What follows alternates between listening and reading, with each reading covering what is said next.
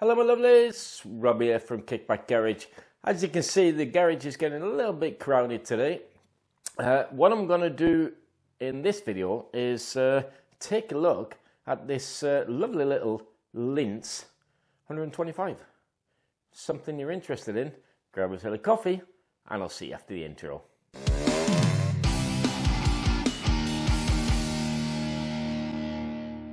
I've actually got some history on this Lince 125. Norwegian guy, he found this and bought it from someone in Italy, of all places. Who'd have thought? It was stood in a shop window for 10 years, and he bought it, brought it to Norway, imported it to Norway, got it registered. He potted around a bit with it, and he found out that I've actually seen this on the classifieds in Norway, I think 3 times. The last time that this turned up on the classifieds was a couple of weeks ago, and it was when I was on the rally in Stavanger. And I was surprised that no one picked it up because the price wasn't too bad. And to be honest, if I was on the lookout for a reliable rally going scooter on the cheap, it would be something like this and not the Vespa PX, even though they're trusty. I think these are quite cool. This was then stood around for a while. It's been on and off the classifieds, and it has been tuned, and it was taken back. It was taken to Denmark, as the Norwegian guy has moved to Denmark. And I don't think he could be bothered with the hassle of trying to re-register it and get it in the Danish system. And that's about the story, isn't it? And now it's here again. I'll take a little bit of a look around. So what I gather, I think this is from 1982, 4-ish. And if you look here, you can see a couple of bolts that are sticking in there. That was actually indicators, where the indicators were. And if we have a look at this headset array, we've got this like blanking plate here. I imagine this is where I mean, it could be that it didn't come with them. I'm not sure, or someone's taken them off or something down the line. But it's got this little blanking plate where the indicators would have been. And if we look over here, this is not an original one. When he tuned this, the guy that doesn't own it now, the previous owner, then he's tuned it. Not 100% sure what he's done to it, but we'll have a look at it. And it has done 293 kilometers since it was sort of semi-commissioned. We've got this array of lights here. This is the neutral gear light, that works. This, I don't know, that I don't know. Is one of them probably, would that be to indicate when you are using your indicators? And the red one, I'd actually expect that to be blue, because I think that may be high and low beam. I don't know, I'll check that out once I get to try it. I have tried it, but I didn't pay attention. Interesting little thing here. It's got the DLGP type light switch on it, and it's got these Spanish chunky grips. They're actually quite comfortable, to be honest. Down here we have a toolbox in glorious plastic. Obviously no footboard strips here. We just use rubber mats because it's a Spagnolo. It's got this almost GP type seat. The new owner says it's not very comfortable. And in the back here, we've got like a Madrid rack. Do they make those for Series 2s? I quite like that. That's pretty handy. Let's have a look around. I think on these models that, yes, fiberglass. And the reason why I'd like one of these as like sort of a rally going scooter or going to the shop scooter is the fact that a lot of upgrades we do to older scooters, they are already in place here. Like you've got these big fat shocks on the fork there. It's got the reinforced backplate, and here we have a JL exhaust.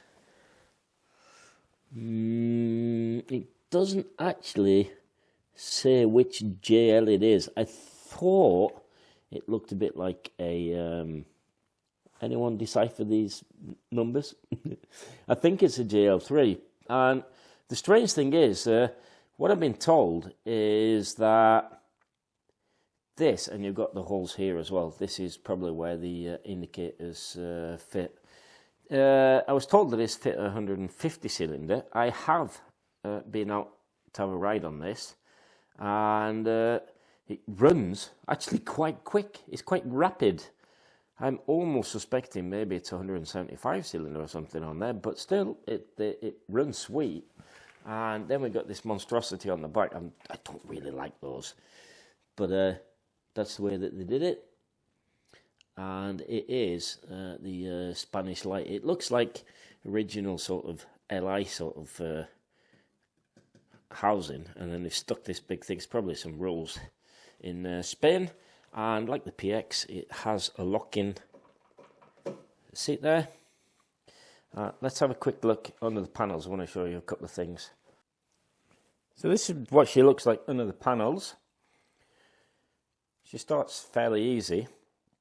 One thing I wanted to show you while I'm under here. The reason why I'm fascinated by a grey painted mudguard there. The reason why I'm fascinated by these, I find them quite interesting, the Spanish scooters, is the fact that they weren't actually sold here in Norway. Scooters, they sort of died out of popularity in the early 60s. And that's one of the reasons why we mostly got Series 2s over here in Norway. One thing the Spanish did, like I've said earlier, is they fit. Can you see that switch and the light there?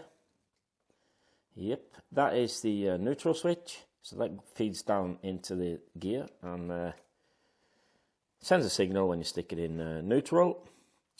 Another thing that the Spaniards did, which is interesting, I reckon, is these are already strengthened, the frames here, with like that piece there on the arm that connects the engine to the motor.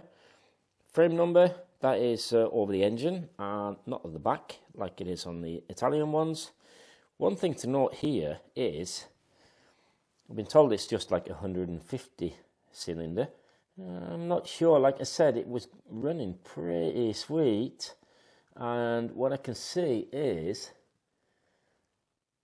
it's been blowing a tiny little bit from the exhaust, but the base gasket looks fine. It's not blowing from the head gasket, noteworthily. It's an aluminium cylinder, so this could be some sort of kit. No idea what it is. Another thing that, another reason why the owner sent this in to me was that these cables, I'm not sure, if someone please write in the comments, are these the original trunnions that they used on the Spanish scooter? It's sort of a trunnion thing, but instead of a grub screw, it has a little hex screw on the top there. But these are sitting really, really sloppy in here. And I think it's quite fitting that I have actually ordered some Jamie Ibar trunnions, the straitjackets, to fit on this scooter. And I've also ordered some new wires and cables. I'm going to change all the cables out because the clutch is terribly adjusted. The throttle is really, really stiff. I'll go and show you that in a little while when I get to the front of the scooter. And so the first thing I'm going to do is take off all these cables and fit new cables. Another issue is that the owner says is on the carb, he has had to put the mixture screw all the way in so that it didn't rev its bollocks off on tick over, to get some kind of tick over. And if you look at the plug, it's white. So this thing is running lean, and because it's not leaking out the head gasket, doesn't look that, and it's not leaking around the manifolds, I think, I don't think, I mean, that this scooter has been jetting in properly for this JL. Not sure what JL it is. Answers in a postcard, please. It says 125 to 200. Looks a little bit like a JL3, but it could be something else. What I have to say, it performs a bit like a Clubman exhaust. It's actually got quite a nice note, and it's quite torquey actually. It's a really pleasant ride. What I did say to the owner when he first came in, oh, we have to take that off and fit a Clubman. But after I took it for a ride, I think we'll keep it as is because it was running really well. So I'm not going to open up anything on this. Just a few little jobs. And here you can see that is the air filter box. On the later ones, on the early ones, they have the air filter in the glove box. I imagine, was there a battery there originally? I bet there was. Toolbox door, doesn't open, no toolbox. And you've got this like kidney type air filter arrangement. I'll have a look at that on the other side. So they can see the filter box here. Imagine, once you take off these bolts, I imagine that there's a filter in there. Nobody seems to have those in stock for the Spanish scooters at the moment. So I will be, I think I'm going to try and clean that up a little bit. That actually, maybe you can see it, that goes up to the original breather hole, or the breather hole that was on the Italian ones there, under the seat. There's the carb. It is running on its original SH120, which is nice. That's easy to find jets for. And I think the main reason, apart from this has probably not been jetted correctly to the it's probably not been jetted correctly to the kit that's on there, and the what's it called, the exhaust that's on there. But another glaring fail or problem is this.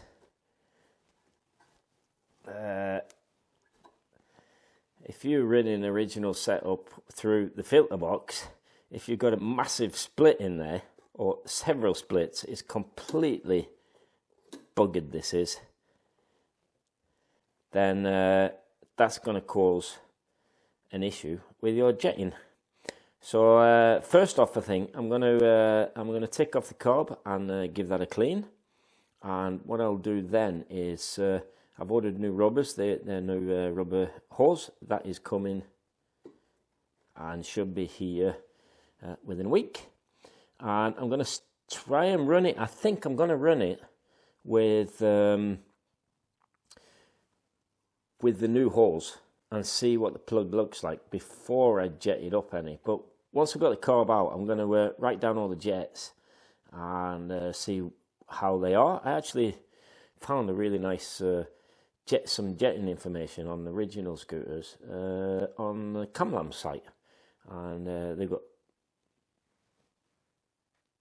the nearest I can sort of get to this is an LI 150, I think, and I wrote down those jets, and if they coincide, I may just I bought some jets. I'm going to jet it up a little bit, at least the main jet, maybe the pilot jet as well, but we'll see. And yeah, so that's what that looks like.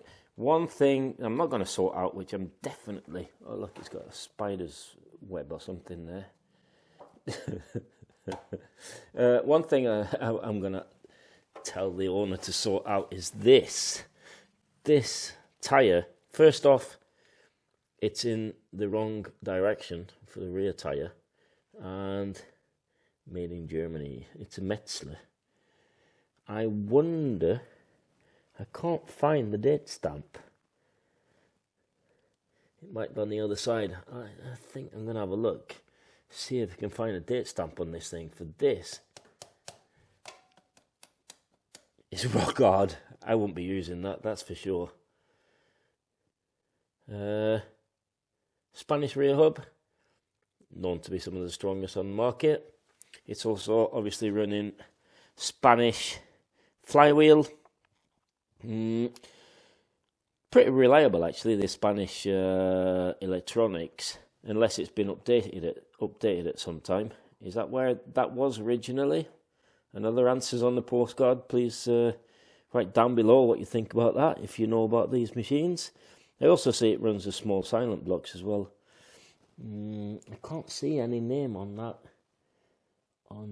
cylinder kit. It could be an SR actually, or something like that with the fact that it's, so then that would make it 175. Anyway, these flywheels are really heavy and it gives you a lovely tick over, but if you tune them too much and you still use this flywheel, I've actually seen a crankshaft shear off because of the sheer weight of that flywheel. But yeah, as you can see, just a little bit of patina. And the funny thing is, it's got some patina on the top here, and one of the panels is rusty, and that is the right hand side, this one, and the left hand panel, it looks pretty clean. So it's obviously stood into a wall or something like that, being protected on the one side. Right, let's crack on and do some work on this. Headset top off. Yeah, I think this might end up being a little bit more of a work than I was anticipating. First thing I did when I took off the headset top is put a zip tie under this so that doesn't vanish down the fork, top tip there. I've told you that before. Another thing is, it does seem like these are the original type trunnions. Very worn, by the way. They're really worn. They're actually mushroomed at the top there. And maybe, and they were such a pain to get off, because I couldn't get my screwdriver on the flats on the top here because of this nut on the top. So either they've been like drilled out or something and someone's fit these on, or that's the original type. But anyway, they're a pain in the arse to get out. I found a problem. The thing is, let me just angle the camera down a little bit. There you go. These, the controls, very, very stiff when I was riding it the other day. And funny thing is, they're actually not that stiff. They're quite loose. And same with the throttle. So what I was expecting, to be honest, is I was expecting to have to take the assembly apart on the handlebars and grease them up a bit, but they're actually going quite nice and free. Let me show you. Actually got a spring on here as well. Was that original for the Spanish? Does that mean that it wasn't, it's like a throttle return spring? Does that mean the Spanish were the first ones to do that, and not the famous scooter shops? It's rubbing a little bit, but it's fine once that I've taken off the cable, so there's no spring on the. So I think that action is perfectly fine. I may just take up these bolts that hold the olive and give them a dab of grease or something in there, just to free it up a bit. Seems to be cable rub more than anything else. But if you look closely here, it's really hard to see. This is a new cable that's been fitted. This is not an original item. And I suspect that this is way too thick to be a throttle cable. I suspect that this, my sirs, is a clutch cable or a brake cable that's been used here. And can you see that? The cable itself is not situated in the cable holder. So when you pulled the throttle, the whole cable came up round the throttle. So that's the problem. I'm a little bit worried because if I'm right and this is a brake or a clutch cable, it could mean, and this is grey as well, so this has been swapped out at some point. It could be that the cable end here doesn't actually fit in the holder, which holds the headset. So this is going to be a little bit interesting.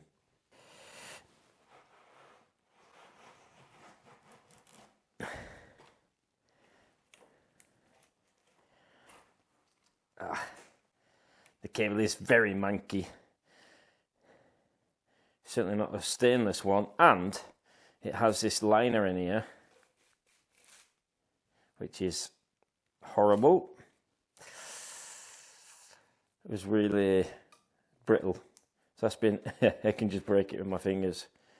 So I'm really hoping they can use that cable that's in there. But first off, I'm going to have to put this little end cap back on, and I'm going to have to see if that actually fits in the holder under there.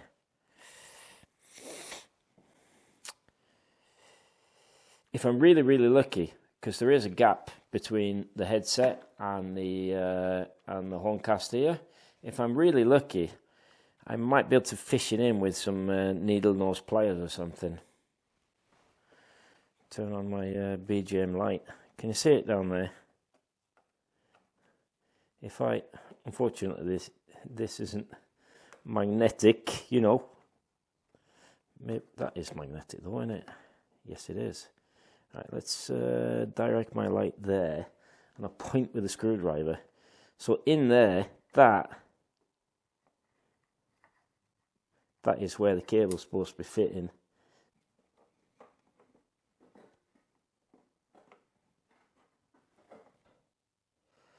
That escalated slightly. I just couldn't get that cable in, and when I finally got the cable in, the original type cable, I think this one, the outer, is slightly longer than original because it didn't fit. So I fit this extra long cable that I can cut to size, but to be able to get it up inside the headset there to sit properly, I had ended up taking off the Horncast. Horncast, luckily for me, someone hasn't fitted the bolts on this. So I just had to remove the 2 screws here, and that was job done. I'm pretty sure there's supposed to be something there. Not there now. Makes it easy for me, but it didn't vibrate too much. Yeah, whatever. Onwards and upwards. I think I'll just tighten this down and see how this throttle feels. Don't stand on that. Probably replacement parts for these probably impossible to get hold of.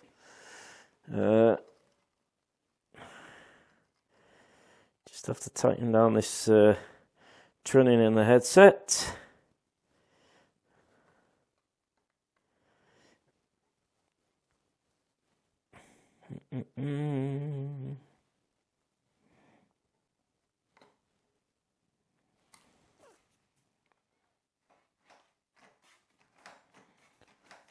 Oh, that's better. Actually, I might have to drop that a little bit. Oh, I'm going to have to slacken that slightly because the slide is going all the way down. Let's hope I haven't frayed the cable.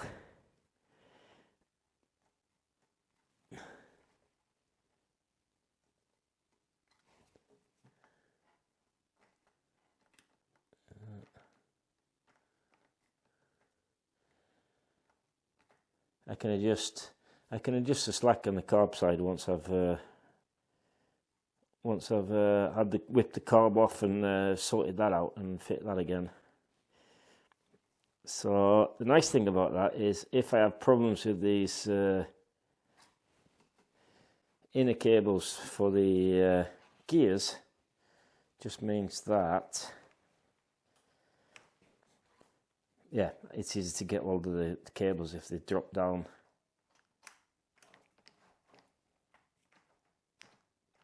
I like to adjust it so that the... Have I cut my head off? Not that it matters to you lads. But I like to adjust the throttle so that the slide clamps down, shuts down, just before the stops in the headset. One thing to note on these late Spanish ones, these throttle wheels, throttle body, throttle wheel, gear wheel, they're made out of plastic.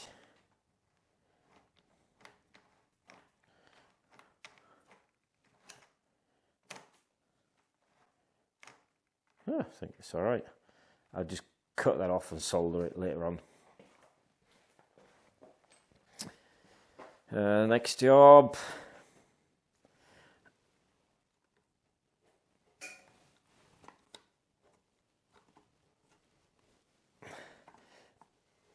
These cables are terrible.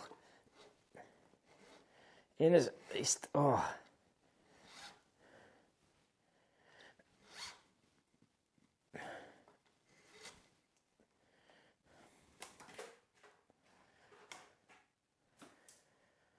Same as this is on the Italian ones, front to back, back to front. I'm actually using where are they? The BGM spare cables I carry around on my scooters. I have ordered cables for these, but I thought the more I can do before it comes, the better in it.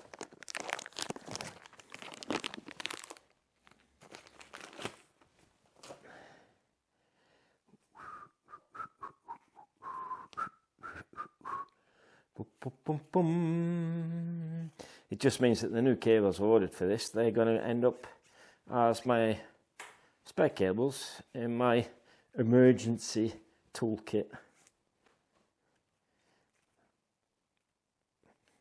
Quite well intertwined. Oh, come on, my lovely. Get that up there, that up there, that one there, that one through there. Something like that in it. Something like that in it. Let's see if I can thread this bugger in. The annoying thing is, I think, wasn't that the way the GPs had done as well? Can't remember. I think there is. These are the throttle wheel and the gear wheels. Do you want to have a look at them? Of course you want to have a look at them. Don't want to see my ugly mug. They are fastened by the use of a roll pin, which means I can't exactly, I could punch those through, but with them being that old, as old as they are and stuck in, could mean that I might not be able to oh, is that going in? No. Oh, yep. Nice. I haven't actually loosened these from the trunnion engine side, so these should like pop out where they're supposed to pop out.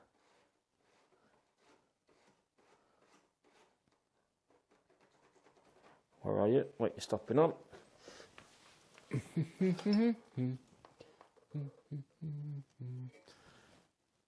That's that one. Nice.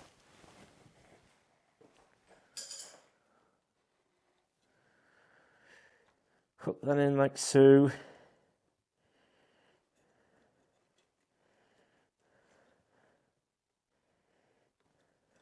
Doesn't feel too bad actually. It's more. I think it's the inners. The inner cables on these were really rusty.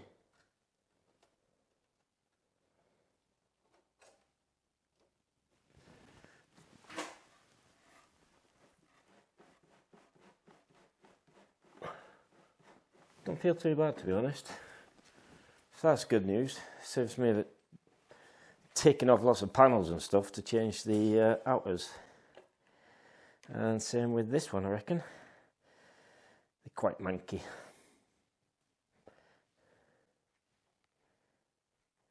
think what I'm going to do is trim the end with a proper, where are you?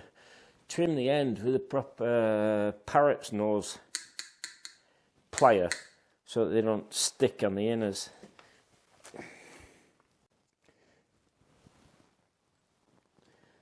Where they've been squashed.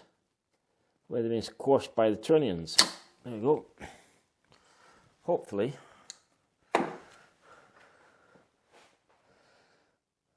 this will come out a little bit easier. Oh, it's dropped down there, hasn't it? Oh, you little bugger. Come to me. There you go, that's better. That's better, lad. That's better. Oh, that's good. So, what I want to do is, apart from trying to fish this fucking thing in, I can't see a thing. I can't see a thing.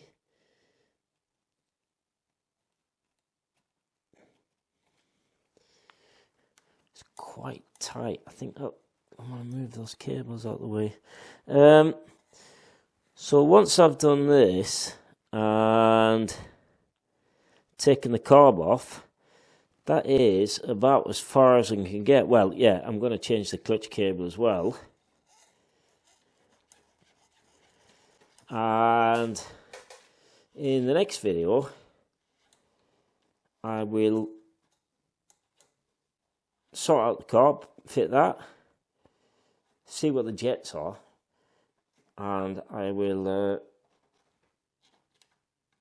go hook it in there, my lovely. Get in there. Let's give it a tug. Give it a tug down here.